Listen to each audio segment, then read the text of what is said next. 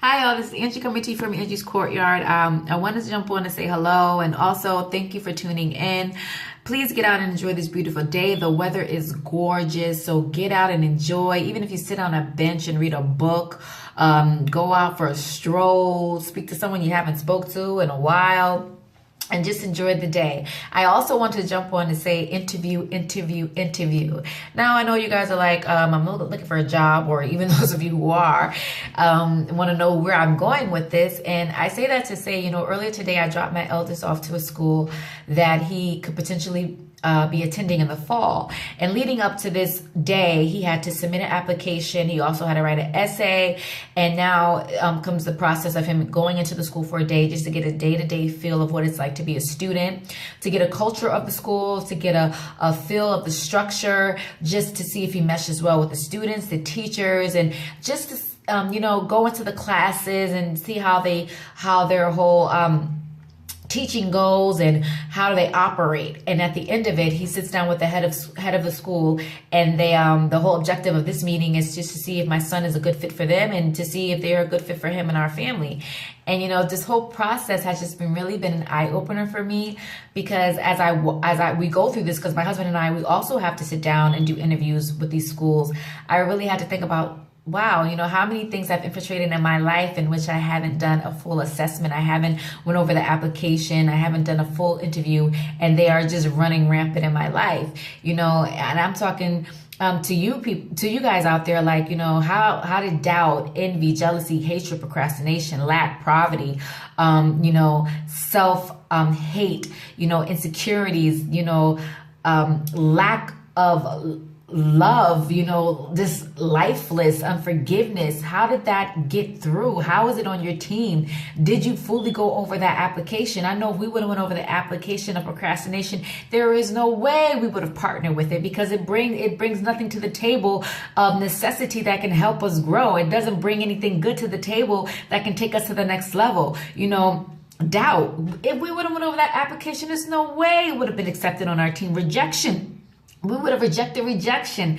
Just watching my son go through this process, it's no guarantee that they'll send him an offer letter. And then on the flip side, there's no guarantee that we'll accept the offer letter. Leading up to this day, I did my due diligence. I researched the school because I have some expectations for my son. Yeah, he's a brilliant kid. Kid is a genius, but there are some things that he needs to learn. There's some things that he needs to, areas he can grow in. And I'm looking for a school that's going to pull out things that are laying dormant within him. I want him to get to the next level. I want him to obtain every gift and talent in him. I want it to come and manifest itself. Everything that God has laid for him, I want it out. So the school that he's going to next, I need that school to be on the same mindset as me, to have the same agenda as me. That's what the whole interview is. When we're doing interviews, we need to start interviewing people that we're letting in our life.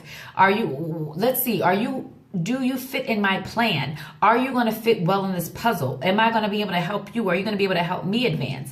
It's not always one-sided. These interviews are not always one-sided. It is not just for the interviewer. The interviewee, as they're sitting there being interviewed, they could be thinking like, okay, this is not quite what I thought it was going to be. So this is not going to work for me. And the same thing with the interviewer. As they're interviewing you, they're like, this is just not going to work well for me. So we need to start doing our due diligence and start researching things and start researching people to see if these are going to mesh well with us. Are we going to merge well and create something beautiful? Or we're going to merge together and create a catastrophe? Because that's the last thing we need, is to start putting the blame on other people for something that we should have taken care of in the beginning. If a lot of people would have, really assessed things before they jumped into a relationship with it, whatever it is, they would have been better off. And that's where frustration sets in, because we get so frustrated that our life is not forming the way we saw fit, and we're not getting everything that God has